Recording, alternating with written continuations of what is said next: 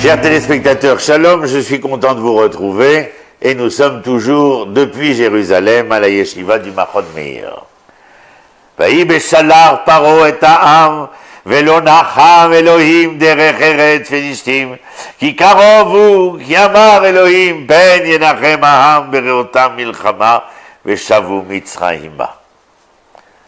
Voici un propos qui est plus qu'intéressant. Les enfants d'Israël, libérés du joug et des carcans hégémoniques de l'empire pharaonique, se retrouvent sur le chemin de la liberté, mais le texte vient nous préciser que le chemin originel, le chemin que les enfants d'Israël devaient suivre, c'est-à-dire sortir d'Égypte en se rendant vers ce qui est aujourd'hui El Arish, et de El Arish suivre la côte qui montrait vers ce que l'on connaît comme la bande de Gaza, vers Ashkelon, etc., etc. Eh bien, pour se rendre sur la terre d'Eretz Israël, qui est la finalité de la sortie d'Égypte, bien entendu. Voilà que l'Éternel nous prévient. Je pense que je vais leur éviter de se confronter aux forces philistines.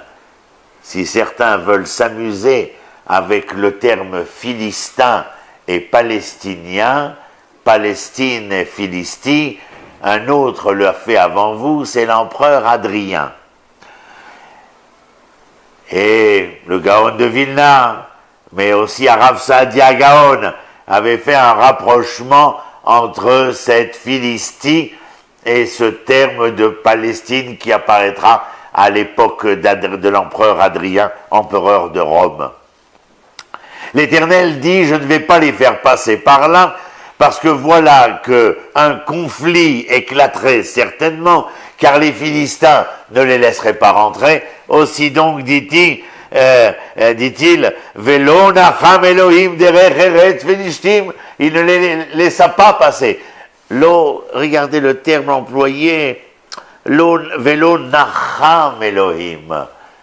C'est comme si il n'avait, traduisons-le à ma manière, il n'avait pas pu consoler les enfants d'Israël, où cette consolation aurait été de se rendre le plus vite possible à la finalité pour laquelle nous étions sortis. Et là-bas, pourquoi? Pour quelle raison? Qui karov ou qui est si proche, qui peut remettre en cause la finalité de cette sortie d'Égypte? Le Philistin. Aussi, Amar Elohim, Ben Yenachem Ha'am Bereotam Milchama, de peur que là, non pas lui, mais les enfants d'Israël ne puissent se consoler de la peine, de la peur, de l'angoisse, du stress, de la peine sortie, devoir faire valoir le courage qu'on aurait pu attendre d'eux, en tout cas pour des gens qui venaient d'être libérés. Tous nos commentateurs, bien sûr, viendront ici et expliqueront que les enfants d'Israël, après 210 ans d'esclavage, entre ces moments de société qui les a accueillis, pour ensuite les recueillir, et je vais inventer un verbe, laisser recueillir à la fin. Eh bien, ils n'étaient pas prêts.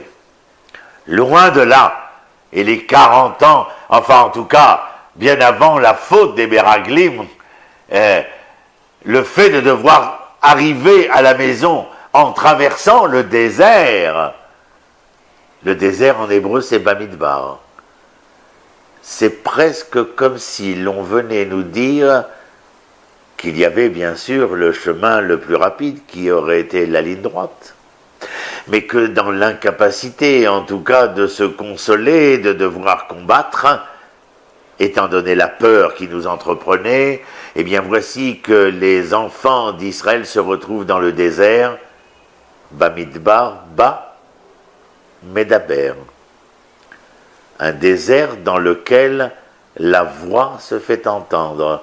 La voix de qui? Leur voix. Essayez dans ce temps du désert, où rien ne nous dérange par le silence du désert que de pouvoir s'entendre avec soi-même. Et quand je dis s'entendre avec soi-même, c'est être capable de se révéler à soi-même, c'est-à-dire de retrouver ces lettres de noblesse qui, parce qu'elles étaient perdues, nous ont empêchés de pouvoir rentrer à la maison en l'espace de quelques jours et nous entraînera, non pas malgré nous, mais à cause de nous, à 40 ans de pérégrination, une véritable odyssée qui sera beaucoup moins aisée que celle qu'avait prévue l'Éternel. Toda, à bientôt.